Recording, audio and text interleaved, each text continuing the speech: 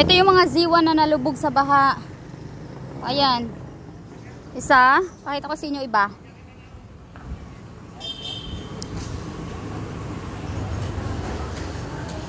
Ito brake pad to. Brake pad. Brake pad lang to. So, nasalba ni kuya to. Saan mo nilagay yun, kuya? Sa ano? Sa mall. Sa mall. Sa mall niya nilagay. Ito ano lang. Ito adjust sa shock.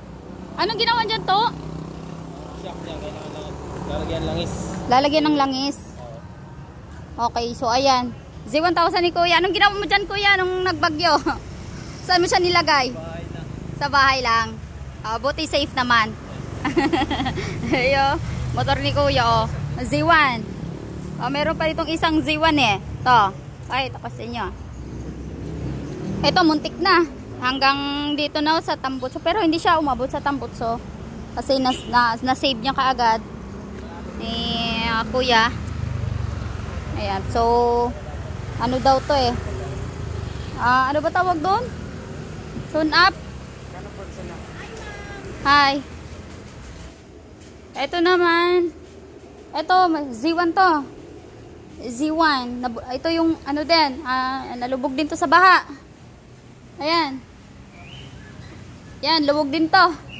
So, ang gagawin natin dyan, dahil nga po nalubog siya sa baha, ang importante lang naman mga busing, pagka nalubog sa baha yung inyong mga motor, so wag nyo, unang gagawin, wag nyong papaandarin. Kasi, nako, patay tayo dyan, pagpaandarin nyo yan. Ayan, ang gagawin natin dito, kasi nilinis natin lahat yan. Tapos, yung, ano niya, yung, coolant, importante mapalitan yung coolant at saka yung langis. Full PMS na rin to. Kasi nga nalubog nga siya sa baha. So yung lahat ng mga ano diyan sa loob, kailangan linisan yan lahat diyan. Yan. Ha? Puro tubig ang tangke?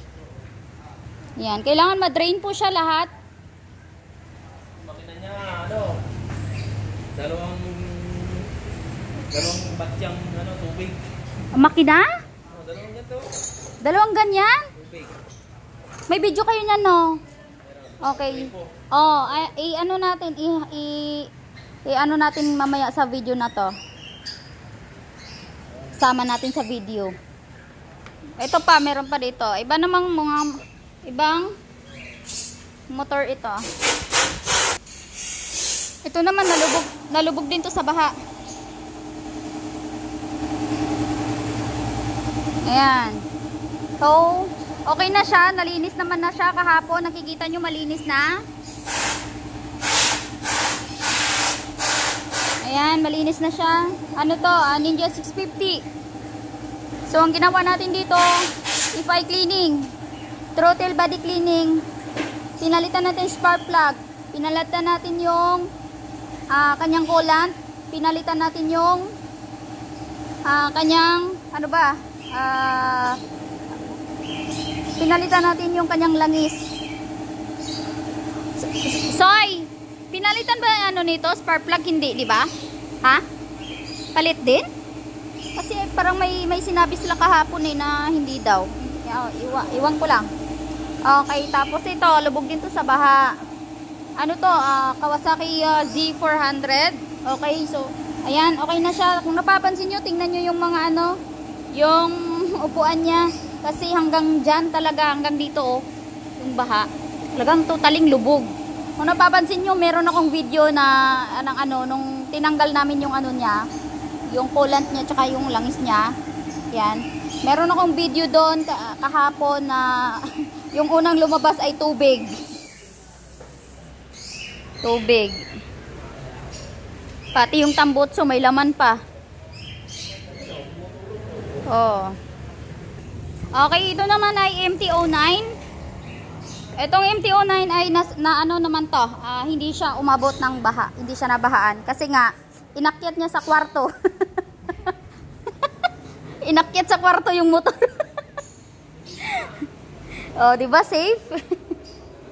Okay, so ayan, ang una-una natin gagawin dito dahil nga ang sabi ng customer ay ningat-ngat daw to ng ano niya, aso niya. Siguro kasi nung time na kasagsagan ng bagyo, tas malakas yung tubig nung time sa kanila, siguro yung aso nila na yun ay walang kain. Oh, 'di ba? Kaya ang ginawa, ningat-ngat yung ito yung ningat-ngat niya eh. Sa shifter niya, yan o. Ito yung ingat-ngat. So, okay na siya. Okay na siya o. Okay na ba to? Anong ginawa nyo dito? Sinong gumawa ng MTO9? Tanungin natin si Jamil kung anong ginawa niya dito. Ayan si Jamil o. Mil, anong ginawa mo dito sa MTO9, yung quick shifter niya? Shifter niya mismo. Ni-wiring mo lang siya. Oo, kasi nga ito yung MTO9 mga busing kasi pagka in-order mo to yung ano niya, stock kasi to eh. Ito yung kasama niya na to. Ayan. Pagka in-order mo kasi yan, napakamahal niyan. So ang ginawa namin, ni-wiring na lang namin para magagamit pa ni sir. Ayan. Okay, tapos ano pa ba? Oh, ginawa natin diyan, change oil na rin, PMS, FI cleaning, throttle body cleaning. Tapos palit langis, palit coolant. Spark plug nito papalitan. Okay, tapos okay, ito naman ay Z400 din. Wiring lang ata to.